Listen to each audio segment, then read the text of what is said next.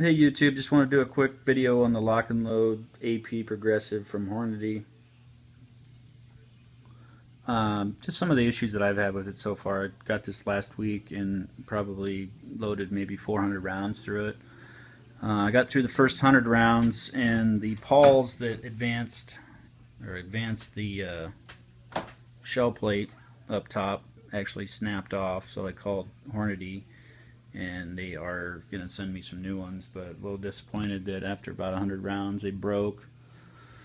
I wasn't even, pulling on it hard or anything. It just snapped off. I don't know if they were just brittle, but I went ahead and just used it manually by advancing the shell plate by hand and continued to load with it even though it wasn't fully functional. Some of the dies, getting them set were a little frustrating, I guess. It does come with a tutorial video, which makes it pretty easy to get them kind of set right. But as far as going through the whole thing, not too much trouble as far as getting everything set up. One issue that I've had is with the primer body. Sorry if you don't know if you can see that or not, but little primer slide body here. It comes back and gets a primer out of the tube. Sometimes gets jammed up, and then this arm back here pops off. Once in a while, you have to put that back on. It's actually just resting on a little spring. I don't know if you can see that very well, but that's been popping off. I do like the loader from Hornady. It's not the most expensive brand. I think Dillon's probably a little more expensive, but Hornady makes a pretty good product, made here in the USA, obviously. But these dies actually screw down into that little lock mechanism there and pop down. So once you want to change to a different cartridge, different size cartridge, you can pop those in and out pretty easily, and it makes it pretty quick if you want to go back to them. I did buy a bullet puller here, which I don't know how much I'll use, but it does make it easy to take out your mistakes. If you have a bullet you want to pull, you just set that in there. It goes up inside the die body there, and then you pull the handle down, and it crimps it, and then you pop the handle back down. It pulls it out pretty easily. I do like that. I don't know, like I said, how much I'll use it, but in the beginning I had a lot of screw ups, so it was nice to be able to reload those without too much worry about wasting your components. Some of the issues that I'm running into already, I guess, is just finding components to reload. Seems like in my area they're kind of hard to find. Your cartridges seem to go pretty quick once they go on the shelves, along with the bullets. Primers are easy. They seem to be pretty prevalent, and but I guess a lot of gun shows and you can get stuff online still. So if you're interested in getting reloading, I guess that's one thing to think about, is where am I going to find everything I need on a regular basis. Like I said, I've reloaded probably 400 rounds or so in the last couple days. Pretty anxious to go out and try them. Those are all target loads.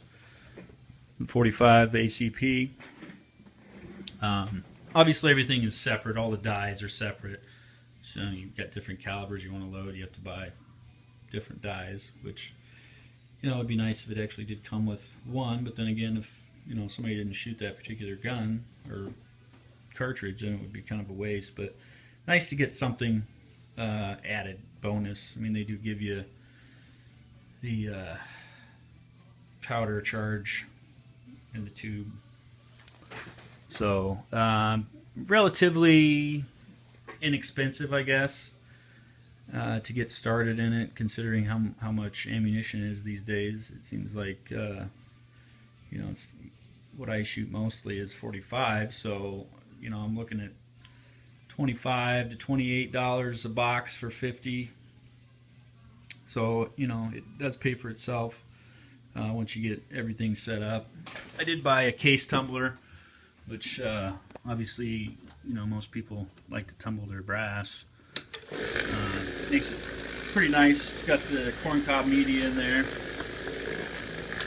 and it comes with a little bit of case lube, so they come out pretty clean and shiny, and makes it easier to load when they're a little bit greased up, I guess, from the case lube. Just to go through a quick run through here. Since it's broken, I'll do it manually, but first station is your resizing die. Also pops a primer out. Next station puts a primer in on the forward stroke. Let's check those. Had some issues with primers getting seated properly, and your powder dumps all out over the reloader. Next station actually looks like it's back one, sorry. Kind of reams the top out so you can seat a bullet in there. And it goes 2 more forward to the charge station, powder drop. Doing pretty light loads this first run. Mostly, like I said, target 6 grains powder. Then we can go to the next station here, grab a bullet. Nice to have all this stuff set up within reach. Set a bullet on there. Goes right up in there. Pushes it in. Done.